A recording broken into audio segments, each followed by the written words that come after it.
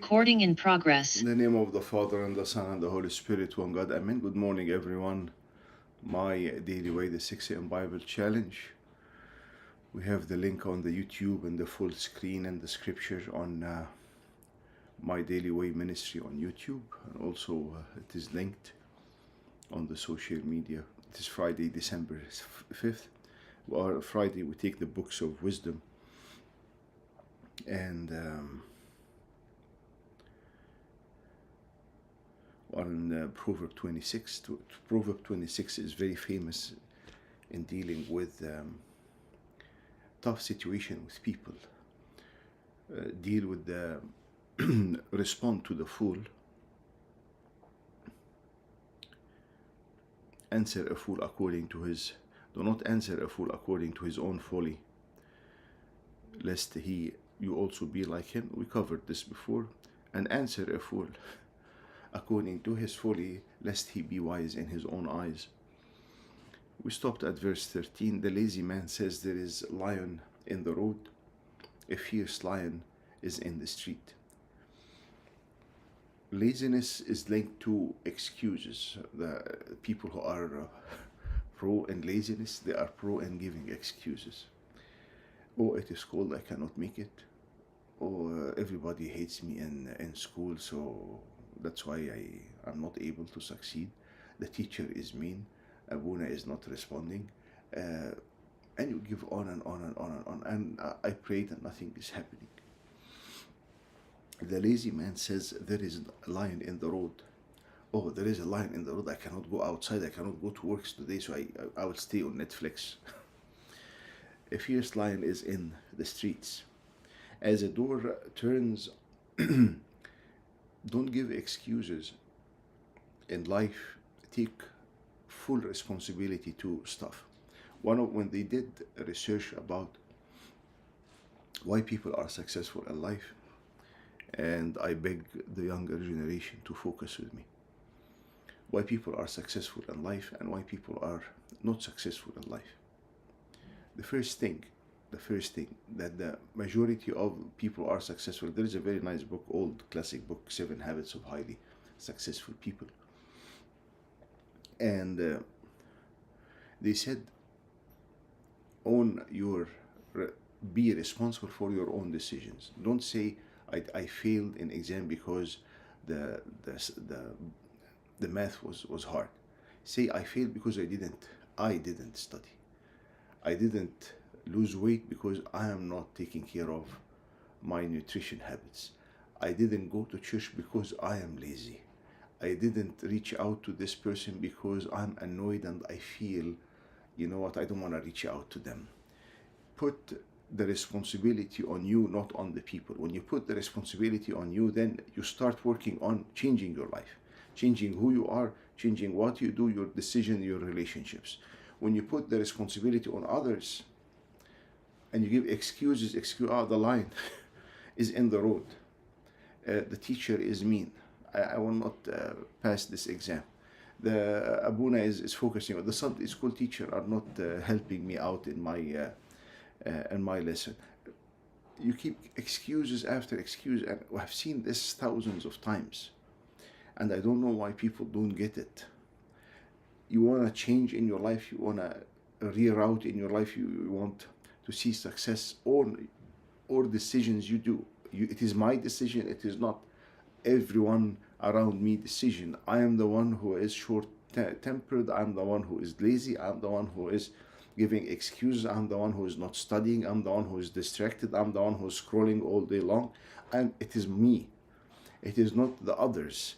When you have this mind shift, then changes will happen, because I cannot change people around. I cannot change your teacher and your Sunday school teacher and your friends and the people in the street and the society and the community around us and the laws, and I can't change them. What we can do is working on our own selves. Please face things and name things as they are. Take ownership for the decisions you make and don't blame others. The more you are taking full responsibility, the more you make a major U-turn in your life. As a door turns on its hinges, so does the lazy man on his bed. When you open the door, The door keeps going back and forth on the hinge, but the door does not go anywhere. The lazy man is also on the bed, moving back and forth and saying, "What? It is very hot outside, or it is very cold. I'm not going to work, or I feel tired. I feel exhausted." The more you give excuses to your body, the more your body will take over.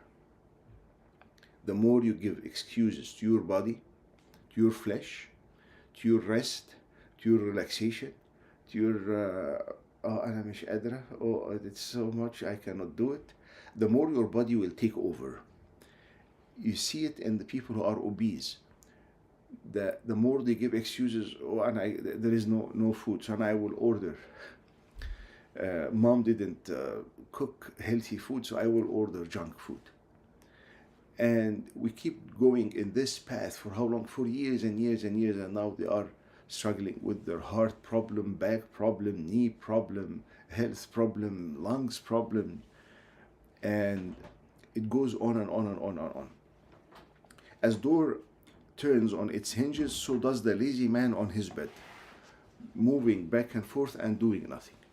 The lazy man buries his hands in the bowl, put it in the bowl, and as if you want to take a dip in I don't know, in a bowl full of food, and it wearies him to bring it back to his mouth. So I put my hand in the sandwich, and it is very hard for me to eat. Excuses after excuses after excuses. And the problem is, laziness destroys your life. Laziness destroys your life, destroy your relationship with God, your health, your relationship with people, your career, your spiritual life, everything. It destroys everything. And I shared with you before that the reason of this Bible study early 6 a.m. that I was lazy in one of the confession appointments, and I kept pushing the young man to see him on FaceTime when we were hybrid in 2020, in the time of COVID. And I asked myself why I don't want to go to church and I want to do the confession online, because I was lazy. And it hit me, what else I'm lazy in? The top of the list is the Bible. Then I said, you know what, I need to force myself. And here you go, with your blessings and with your prayers. We are almost in March next year, we will be 65 years. Force yourself, because if you keep feeding excuses and laziness, it destroys everything. I'm just telling you, it destroys everything. And it is like the leak. L is like the leak. Laziness, like the leak. The water goes in the home, and it goes everywhere. There is no place that the water can access and will not go. There is no place in your life that laziness will access and will not go. So own your mistakes, take full responsibility of your decisions, and push yourself outside of your comfort zone and tell God, help me. I cannot do it on my own. Give me strength, give me courage, give me to force myself, because my body is against me, and I have been feeding the body for a long time, responding to the body in a negative way for a long time. Now it's taking over my life. Give me strength that your spirit is the one who will take over my life. In verse 16, the lazy man is wiser in his own eyes than 7 men who can answer sensibly. And the excuses and then arguing back. You don't tell me what to do. I know it all. And you go on and on and on and arguing. And in the end, it is ending nowhere. So you see the criteria for the lazy man. There is a lion in the road, big excuses, I cannot do anything. Keeps moving around in the bed, doesn't go outside of your bed. I know people stay in their bed 3 hours. 3 hours, doing what? Scrolling. You are destroying your life. And I don't have time for prayer. I don't have, Abuna at 6 a.m. is very early. Okay. Excuses, doing nothing, turn door turns on its hinges, does the lazy man on his bed. The lazy man buries his hands, starts something and don't finish. So give excuses, do nothing, start something, I never finish. The lazy man buries his hands, it wearies him to bring it back to his mouth. The lazy man is a wiser in his own eye. And then argumentative excuses, argumentative. You don't tell me what to do, and I know it all, and I know that. And you think, if you are lazy, how much pain you are causing to your spouse or your spouse to be. And think, if you are choosing someone, they are always late to church, always late to work, always late in their assignment, doesn't take anything, take responsibility for anything, you are ruining your life. Even if he is the sweetest and the best young man on earth, on the whole planet, or a woman. This mindset is a mindset of destruction, and this means who is going to pay for the lazy approach and the lazy lifestyle? It is you who are choosing to live with this person. In verse 17, He who passes by and meddles in a quarrel not his own is like one who takes a dog by the ears. When you take a dog by the ear, the dog will bite you. Who passes by and get involved in a quarrel that he has nothing to do with, he will be beaten up, he will be hit. So don't get involved in something that has nothing to do with you. And don't volunteer in quarrels or fights that is going on, because where this is ending, it is ending nowhere. Like a madman who throws firebrands, arrows, and death is the man who deceives his neighbor and says, I was only joking. You know the استظراف المصريين, when the Egyptians are trying to be cool, or are trying to joke around in a very sneaky way that cuts deep in the person. Oh, your dress looks horrible. What is this? Oh, excuse me, what are you saying? No. I was just kidding. You look great. What? Like a madman who throws fire, brands, arrows, and death is the man who deceives his neighbor and says, I was only joking. I was just kidding.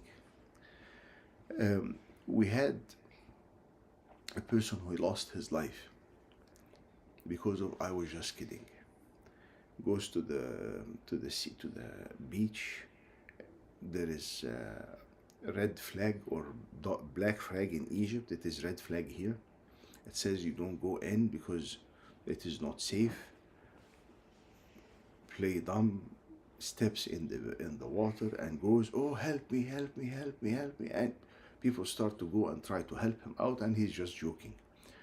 One time after a second time after a third time, the people are not taking him seriously. And one time he was really going in hardship in the water and he was not able to swim. He called people, thought that he is making up stuff. He's just kidding, and no one helped him out.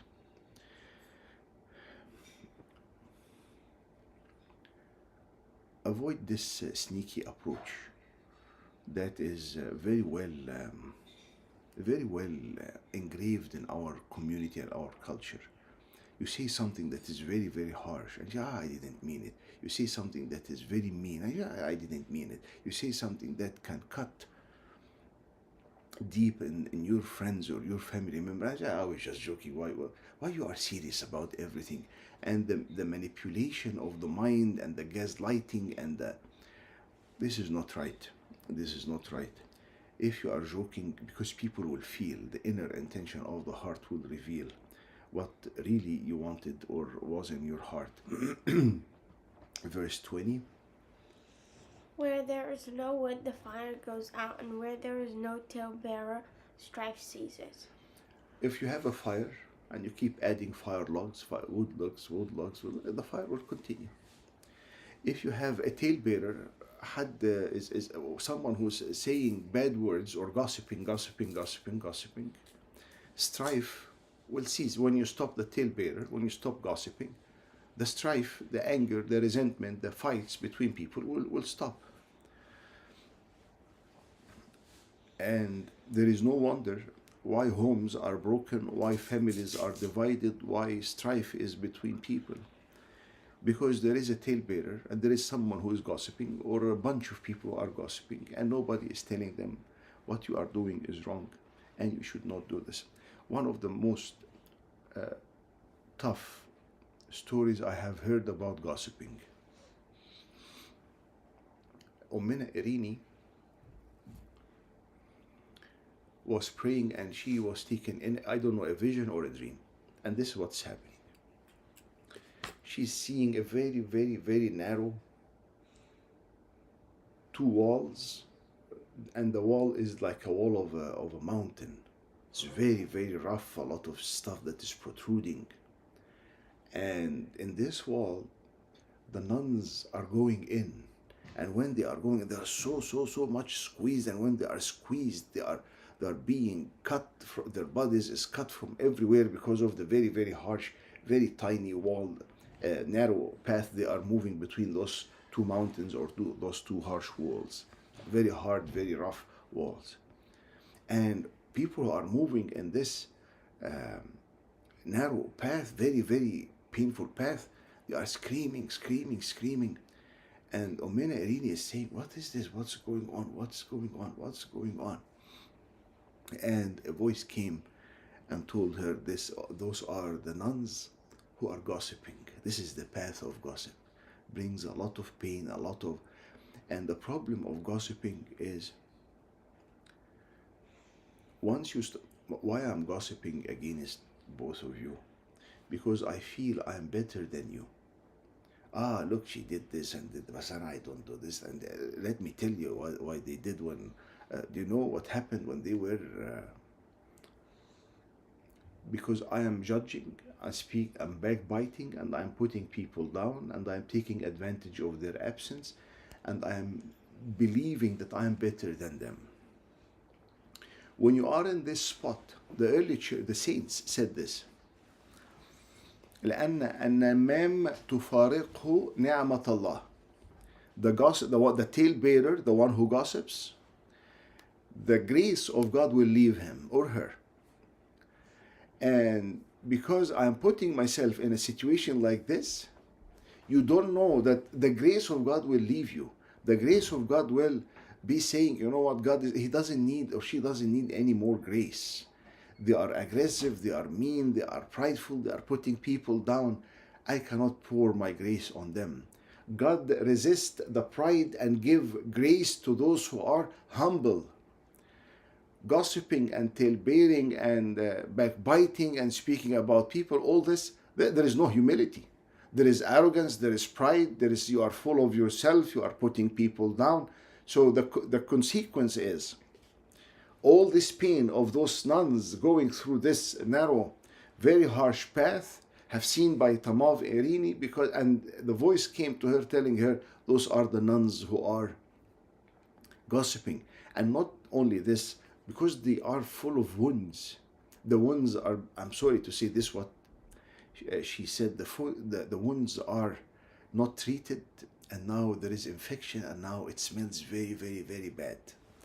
And the same group that you are hanging out with, when they start gossiping, it feels the same way. It's painful, it smells very bad. And ask yourself, why I'm in a position with a group of people who are gossiping, and the grace of God will depart from me. Let us dig deeper in your gathering. Let us dig deeper on what you say. Let us dig deeper in backbiting and speaking about people in their absence and ruining their reputation. Because by doing this, you are putting yourself in a place as those nuns. And so Ummina Irini brought the nuns and she told them about the vision or the dream. And she rebuked them very harshly, and it was a very strong message to everyone. Even in a community as nuns, we are all tempted, we are all weak, we are all vulnerable, we can be tempted. Community of monks, nuns, clergy, it doesn't matter. But be alert. Why should I? No. And in your work, in your with your friends, when you are hanging out in the Christmas break, when you are going in this. It is none of. أنا مالي خليني في حالي. Pope Shenouda said this. I have nothing to do with this. I'm not getting involved in this. I'm not getting involved in this. One of the saints said this, and if you really want to do something about gossiping, if we are gossiping about someone who's not there, be the advocate of this person. Be the personal advocate of this person. Defend this person. دافع عنه أو عنها. Oh, but why you are saying this about this person? Let me tell you something that is amazing that I experienced with this. He's the sweetest. I have seen him or her doing this. You forgot when they visited you at your home when you were sick. You forgot when they stepped in when you are going through rough times. And be the advocate of the person. If you cannot stop sin, do not call it or do not accept it. Do not accept the sin as it is. So, where there is no wood, the fire goes down. And where there is no talebearer, someone who's gossiping, strife cease. As charcoal is to burning coals and wood to fire, so is contentious man to kindle strife. In verse 21, contentious man, الرجل المخاصم, someone who is quarrelsome, who is always, you know, the people who they're always fighting with other people. In every setting, something good happened, they complain that there's something better happened in another different place. Something bad happened, and this is the end of the world. And أندلها عليكم النهارده will destroy the whole thing. It's always complaining, always striving, always, and you say what? Oh, this family joined our community, and since they joined the community, problem. Fights. Strife, anger, resentment, people. Oh, what's going on? And you see, oh, they blame the 7 other families because they have done something wrong to them. As charcoal is to burning coals and wood to fire, so is a contentious man to kindle strife.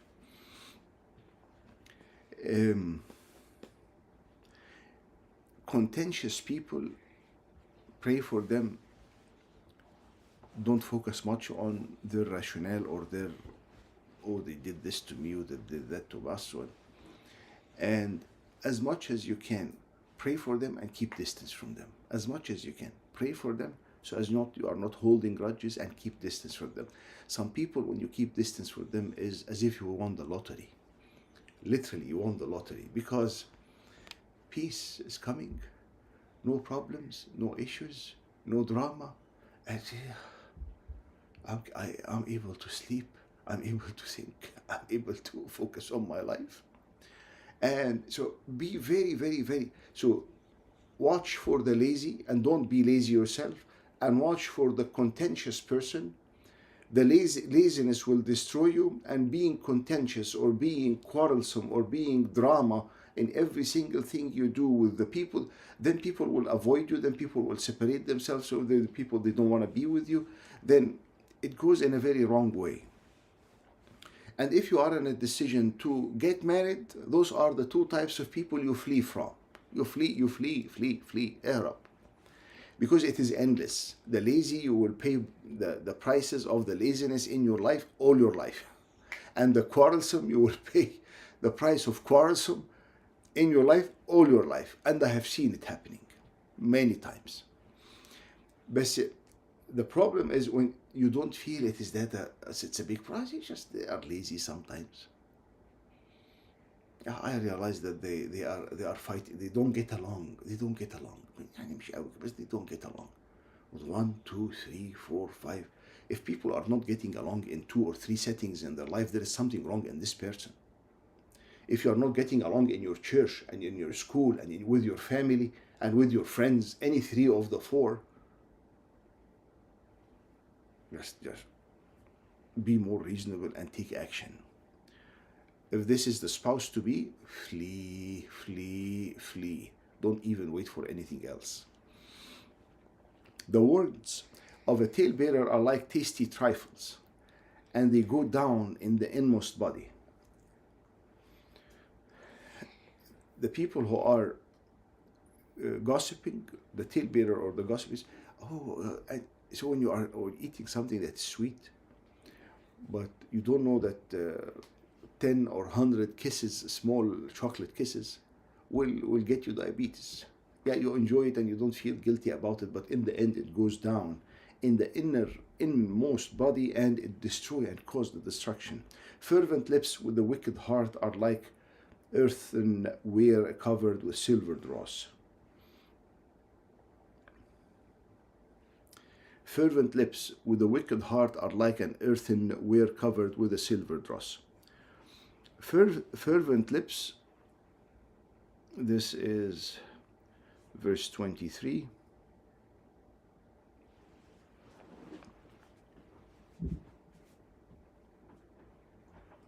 Verse 23. Hiding hateful thoughts behind smooth talk is like coating a clay pot with a cheap glaze. Hiding hateful thoughts behind a smooth talk. So you are pretending that you like the person, you are nice, you are cute, but deep in your heart you are holding a lot of hateful thoughts against this person. It's like coating a clay pot with a cheap glaze, ruining, or it is not genuine, it is fake, it doesn't go anywhere. Verse 24. He who hates disguises it with his lips and lays up deceit within himself. When he speaks kindly, do not believe him, for there are 7 abominations in his heart. He who hates disguises it with his lips. Someone who hates, but they don't say it. Oh, so when you leave, they start speaking. Okay. When he speaks kindly, do not believe him, for there are 7 abominations in his heart. Though his hatred is covered by deceit, his wickedness will be revealed before the assembly. When you are with people, because I have, for example, I don't like Mr. X, whatever. And when I see Mr. X, I miss you so much, I love you so much, you are the best. But when I am with Mr. Y or Z or A or B or C, I have been speaking very, very bad about Mr. X in his absence. So when we are gathered together, I'm exposed. People knows, oh. And when you see people, if I personally speaking with you and gossiping with you about any one of your friends, what are you expecting to happen? When I see your friend, what I'm going to do? I will be gossiping with your friends about you, and this is what happens. Though his hatred is covered with deceit, he's trying to cover it up. His wickedness will be revealed before the assembly. Yeah, will be revealed in front of the people. Whoever digs a pit will fall into it, and he who rolls a stone will have it rolled back on him. Very famous one. A lying tongue hates those who are crushed by it, and a flattering mouth works ruins. اللسان الكاذب يبغض منسحقيه والفم الملق يعد خرابا. The lying tongue hates those who, because you are lying, so it hates those who are around them. And a flattering, you look great, and you don't see them looking great. Works ruins. It ruins stuff within relationships, within your heart, within your friendships and people who are around you.